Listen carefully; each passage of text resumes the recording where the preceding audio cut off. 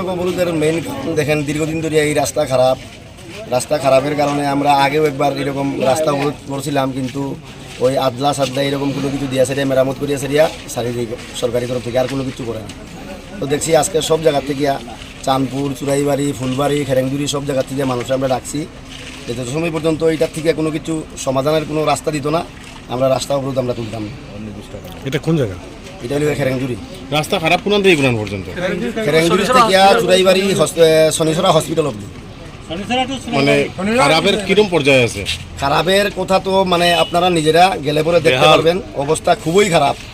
সেদিন শুনছি কি একটা ডেলিভারি পেশেন্ট চুরাইবাড়ির থেকে শনিছড়া হসপিটাল যাওয়ার পথে রাস্তার মধ্যে ডেলিভারি পেশেন্ট মারা গেছে।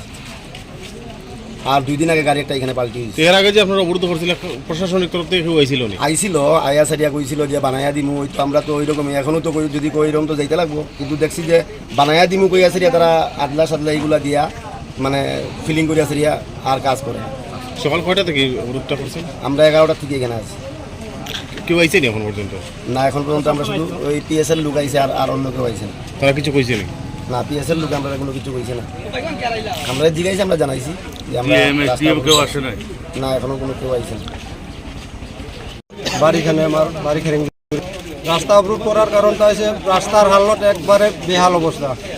খালি পাও দিয়ে আধা যায় না বৃষ্টি দিলে, এমন অবস্থা। বাইক তো আর ছোটো গাড়িতে একবারে মোটেও না, শুধু 16 চাকরিটা কোনো মতে পাস করে।